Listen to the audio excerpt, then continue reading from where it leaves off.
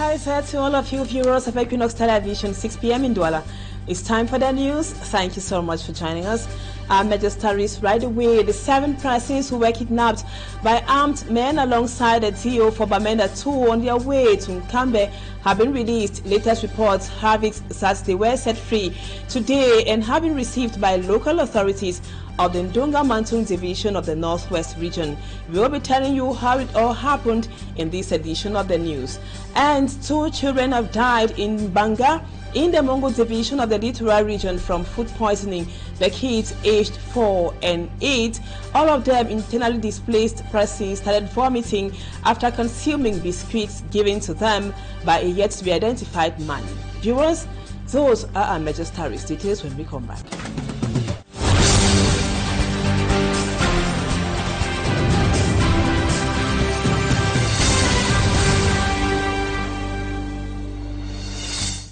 Welcome back, viewers. Thank you so much for the confidence. We begin this edition of the news talking about the rate of insecurity in the 2 English-speaking regions of Cameroon. First, we take you to the Northwest region. 7 persons kidnapped alongside the DO for Bamenda 2 by suspected separatist fighters on their way to Nkambe have regained their freedom. They have been received by local authorities in Nkambe area today. Let's now have how it all happened with our reporters in the Northwest region, Bustela and Aruna Muhammadu. 7 persons who were among those kidnapped alongside the divisional officer for Bamenda 2, Nicholas Kongomachang, have been released, while 2 others have been killed, according to our sources. An amateur video shows the execution of the 2. The former hostages are now in Nkambe, where they have been received by local authorities. They were on their way to Nkambe on February 6th for the installation of the senior divisional officer for Ndunga Mantu when they were kidnapped by suspected separatist fighters. It is not clear yet how many people were actually kidnapped, but the divisional officer regained his freedom on February 7th thanks to a defense and security intervention, according to the governor of the Northwest region. The governor's narrative sharply contradicts that of the divisional officer, who attributed his freedom in a video on his ability to escape. The circumstances surrounding the release of these 7 is still not clear. At the time of this report, they were being attended to by medical professionals in Nkambe, headquarters of the Ndunga Mantung division. While 7 persons were released from captivity, 2 others were unfortunately killed. Now that information is yet to be officially confirmed, we will be giving to you details as they unfold. We stay in Bamenda at the Commercial Avenue, where a devastating fire has ravaged a shop, causing extensive damage to property. Our reporter, Bustela, once again tells us more. She was at the scene. Commercial Avenue was engulfed in chaos yesterday as flames tore through a shop, leaving destruction in its wake. Eyewitnesses describe a scene of panic as thick smoke billowed into the air and flames consumed the building. I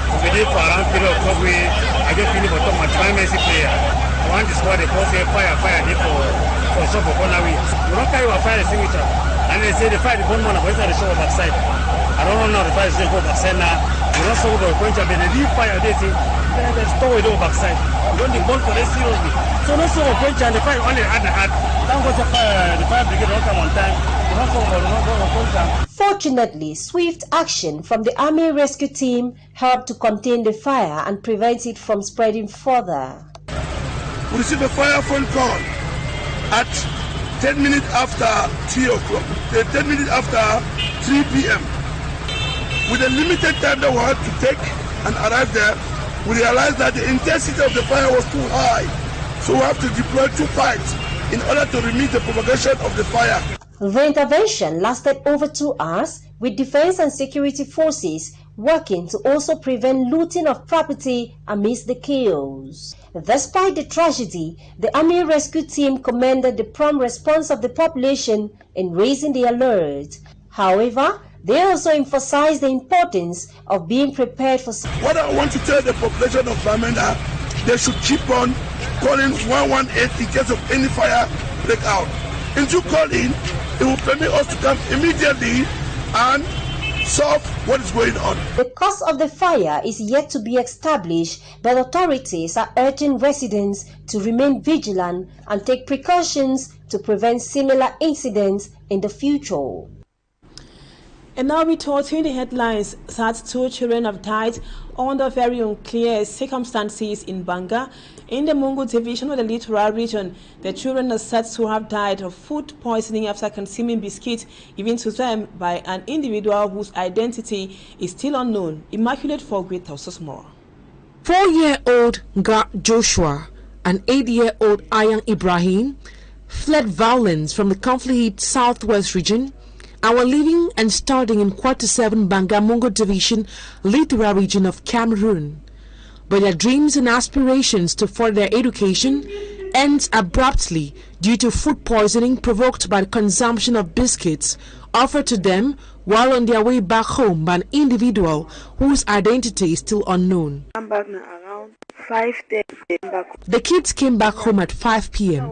and while they were watching television, the eldest brother started crying and vomiting while holding his stomach, so we immediately rushed him to the hospital. While at the hospital, he informed us that they were offered biscuit, but he didn't reveal the identity of the individual before dying. After being aware that the kids might have been poisoned, family members rushed home to save the older brother. Unfortunately, while he was being taken to the hospital, he gave up the ghost. After we were informed about what happened, we rushed back home in order to save his brother, who equally ate the biscuit. We saw him lying on the ground, so we took him to the hospital. While on our way, he gave up the ghost. At the family residence, everyone is in tears while wondering who must have committed the tragic act. The divisional officer for Banga was at the family residence to express his heartfelt condolences. Meanwhile, investigations are ongoing to establish the exact cause of their death. And now we talk something else. Civil society actors and also some persons in Cameroon have been multiplying calls for the release of Bruno Bang. The civil society, like political actors, say his arrest is an attempt to silence dissenting voices and muzzle the civil society in Cameroon. Bruno Bang was arrested after a viral social media video in which he denounced the high cost of living in Cameroon. For me, Armstrong Sander comes back to his arrest. Of a little over 5 minutes posted on his digital platforms, journalist Bruno Bang in a firm tone confronts the Cameroonian people with their responsibilities, referencing the recent increase in food prices, the deterioration of road infrastructure, power cuts, water cuts, among others. A day after the publication of this video, the journalist is declared wanted by security officials in Cameroon. He will later be arrested on February the 6th, 2024 and taken to the State Defense Secretariat in Yaoundé. Since then, there have been multiple calls for his release. Among these calls are those of Honorable Jean-Michel Ninchu and civil society actor Herman Manner. The network of human rights defenders in Central Africa, REDAC, in a press release demanded the release of the journalist, condemning intimidations, maneuvers, and a flagrant violation of the rights to freedom of opinion and expression aimed at silencing the civil society in general and journalists in particular in Cameroon. Though he has in recent months been linked to the Martinez Zogo affair, several sources confirmed that his recent arrest is linked to his video on the cost of living in Cameroon. Reasons like inciting an uprising and endangering security are thus mentioned. Elements that were found in updates from Cameroon's Minister of Communication published on Thursday evening after the journalist was arrested. He reiterates that the freedom of expression granted to Cameroonian citizens cannot be an indulgence for everyone to indulge in excesses and excesses of all kinds. The Anecdote Group has dissociated itself from the social media outing of its director, reaffirming its attachment to the institutions of Cameroon. In a press release, the managing director of the Anecdote Group prohibited staff members from commenting on current affairs on their social network platforms in Cameroon. And African nations are enhancing efforts to counter growing cybersecurity threats in the maritime sector. It is for this reason that seaport officials from across the African continent have converged on Douala for a training session. Babila Jonathan was there. Cybercrime in the maritime industry is becoming a major issue due to the increasing use of information technology systems. Maritime operational technology and fleet operations are almost all entirely digital, and because of this, cybersecurity experts say cyber attacks can compromise anything from vessel communication systems to cargo management and engine monitoring and control. To counter this threat, these port officials from different African nations are being equipped with cybersecurity knowledge and know-how. In Douala, we have been doing both theoretical and practical explanations and introductions to give the participants a full round of cybersecurity experience. We have discussed about many topics, such as regular cyber hygiene, technical trainings, but also executive decision-making issues. We've learned a lot of very useful tools that will enable us to start building and implementing cybersecurity in our port infrastructure. While efforts are being made to step up cybersecurity in the maritime sector, seaports remain vulnerable to criminal activities, including cybercrimes.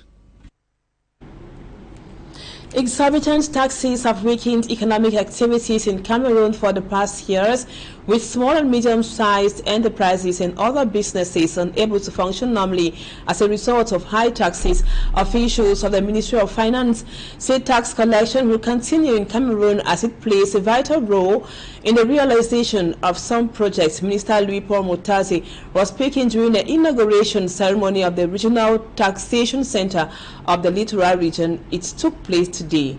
Lucy Liengu Esie was attended that inaugural ceremony. Within a fiscal year, rising taxes has been preoccupying to taxpayers who have always wanted a clear justification of tax rates and reduction of taxes. The increase has negatively affected the growth of small and medium-sized enterprises and other businesses. Unfortunately, this reduction, according to the Minister of Finance, is far-fetched. We have a target to collect more revenues, more internal revenues, because we can't rely only on petrol or external debt. So we have to achieve a good target as far as the collection of internal revenue is concerned. And when I talk about internal revenue, I mean the fiscal department. To discuss issues related to tax matters, the minister reassured the population of a series of meetings which will be held by taxation officials and the private sector. Un dialogue permanent, fécond et constructif entre notre administration fiscale et les groupements d'entreprises est d'autant plus essentiel. This will help address issues plaguing the taxation sector like fiscal fraud. Avec les notions telles que fiscalité confiscatoire et loi de finances élaborée en cachette. Minister Louis-Paul Motazi was speaking during the inauguration ceremony of the Regional Taxation Center of Littoral 2 in Bonanjo. And this is why we came here today, because if you want them to achieve what you expect from them, you have to give them all the means. And the means are good infrastructure, good services, the tools that they need. That means it is therefore a daunting task for tax authorities who are expected to reduce taxes, generate revenue for the realization of projects for the 2024 financial year. And now we come back to the story. 18 students they are receiving medical attention at the General Hospital in Douala following a gas explosion that left them severely injured at the hour of a catering school here in Douala, and that school has reportedly been sealed by the DO for the Douala 5 following investigations. 9 of the victims with minor burns have been discharged from the intensive care unit of the Douala General Hospital, while the rest of them with critical cases are still under medical care. Innocent Aze tells us more. An image of burned students of the Hotel Management Private Institute in Dogbong, Douala, following explosion of a gas cylinder on Tuesday while they were preparing for a gastronomic event. 18 of them were burnt by flames. All of them were rushed to the intensive care unit of the Douala General Hospital, where some with severe burns are still under medical attention. Upon their arrival, we immediately took charge of them and administered them pain-relieving medications and drips. It is through these that we evaluated the degree of the burns on each of the 18 students. Alerted of the situation, Littoral Governor Samuel Zudene Ivahadibois visited the hospital to take stock of the situation. The statistics are 18 people that are wounded, 5 in the, let me say, 50% burns, 9 that are ready to go back home, and the other one that are under control. So the general manager of this Hôpital Général is following the cases with other doctors around them. We don't have any human loss. The Littoral Regional Boss also addressed the parents of the 18 students on what transpired. We learned of the explosion of a gas cylinder in the kitchen section of the institute. We have met with the burnt victims and taken notes of the situation. I wish to inform you that the Douala General Hospital has taken dispositions to make sure their treatment is speedy. At the moment, no one has died. While at the Hotel Management Institute on Thursday, the divisional officer of Douala 5 Subdivision and gendarmes had sealed the school for investigation reasons. Gates of the establishment will only be opened after investigation is over and the seal removed. And now in foreign news, we take you to Côte d'Ivoire. The African Nations Cup in Côte d'Ivoire has encouraged many tourists to visit that country. One of the most popular destinations for most tourists in Côte d'Ivoire is the Assini Mafia Island. What's so peculiar about the Assini Mafia Island? Our special envoy to Côte d'Ivoire, Smart Dikan Gabriel, now takes us to discover that island in this report. To Assini, we are in the southeast of Côte d'Ivoire, department of Adiake, and of course we are in South Commune region. This area is being noted because it has so many beaches. It is a zone where many people from Abidjan come to enjoy themselves. We are here to discover Assini, and we're going to tell you more as we make our tour into Assini. Assini Mafia is located 80 kilometers east of Abidjan along the coast of the Gulf of Guinea. It is a narrow settlement along the coast on both sides of the outlets of Abi Lagoon. At the mouth of the lagoon, several business activities are operational, ranging from the sales of food to the sale of beach outfits. One of the most popular activities here at the lagoon of Assini Mafia is the transportation of tourists on boat to the main beach of Assini Mafia. The transportation fare depends on the number of people, as we were told. To make a trip round the village, it will cost 50,000 francs if it is 2 or 3 people. But if the number of people is up to 10, instead of 10,000 francs per head, we can take 5,000 francs per person to take you round the village, because the village is an island. I told you that Assini Mafia is a zone which is noted because it has a lot of water. It's a beach, as we can see from the background. It is a zone that many people here come to relax, and of course we hear majority of the people who live here in Assini Mafia, they are into fishing. We are going to discover the little lagoon and of course take you to a place where many people here do have time to relax in the course of this discovery. After about 10 minutes of cruise on the boat, we finally arrived at the road leading to the main beach of Assini Mafia. At the level where the lagoon meets with the sea, when it's low tide, the difference is clear between the lagoon and the sea. But when it is high tide, the water of the lagoon changes to blue, and a variety of fishes get into the lagoon. Reason why we eat different types of fishes, ranging from bar to tilapia. Most of the visitors at the beach come from European countries. I came by boat. Came by boat? Yes. You're from which country? I'm from India. Colombia. Yes. Is it a relaxation place for you? Yeah, very good place, nice place. If you compare to a West of Africa neighbor country, this country is very good country. With some from other African nations. You see from the long line, that is the separation between the lagoon and the sea, the Atlantic Ocean. We are now at the other end of the lagoon of Asine Mafia. This is where most people come to have their relaxation when they are free. And during this Nations Cup, we are told that the affluence has increased because strangers have also come to Cote d'Ivoire as a result of the African Nations Cup. That was our discovery page this day from Cote d'Ivoire. We have Joël Esenge, Smart Njikan Gabriel on special assignment. Asine Mafia, Cote d'Ivoire for Equinoxe Television News. Beautiful indeed, Smart. Thank you so much. Well, we stay with you in Cote d'Ivoire this time around to talk sport. The head coach of South Africa says the most important position at the AFCON is the champion and not who emerges third or fourth. Eagle Bros made the statements during the pre-match press conference ahead of the third position game, which comes up tomorrow at the conference room in Trècheville, Cote d'Ivoire. That was where the press conference took place. Smart Njikan Gabriel followed the pre-match press conference and put together this report for the news. Match press conference before the third place game of the AFCON, the head coach of Bafana Bafana declares that the third place game wasn't supposed to be played. If you ask my advice, this game has not to be played. The most important thing in a tournament like this is number one. If you are number 3 or number 4, for me it's exactly the same because this is only for statistics. Number 1 is important and number 1 we will always remember. On the other hand, the coach of the opponent in Saturday's encounter is motivated to get the bronze medal.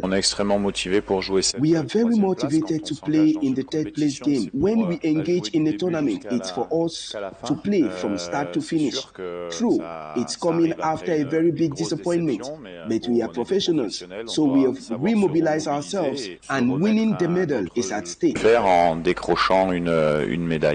According to the Belgian tactician of South Africa, he is hoping that his players will be psychologically fit ahead of the game after the elimination last Wednesday. I hope that my players will be enough recovered of the knockdown they got on Wednesday. If the coaches of Bafana Bafana and the Leopards had different views about the game, their players who accompanied them to the pre-match press conference believe the third place medal is important. We are aware of our good show in the tournament and we wanted to be at the summit. The third place is very important and the bronze medal will be a sort of reward for our performance in the African Nations Cup, and that is why we are more determined to finish what we started. The game is going to be very special to us as we continue with the dream. Really never thought that we can afford to be in this position at this major tournament. South Africa and the Democratic Republic of Congo met last year in a friendly. The Bafana Bafana defeated the Leopards by 1-0. And now, before we take leave of you viewers, just to let you know that the National Oil Refinery Sonara in Limbe now has a new general manager. Aruna Baku has been appointed as a new GM of the National Oil Refinery Sonara in Limbe. He was appointed today, and he comes to replace Simon Jomo. Aruna Baku, before today's appointment, was the general manager of the Cameroon Oil Transporting Company, Kutko. We will shall be telling you more in our subsequent news editions. Viewers, that was what we put together for you today. Thank you so much for being with us and enjoy your weekend in the company of programs on Equinoxe Television. Bye-bye for now.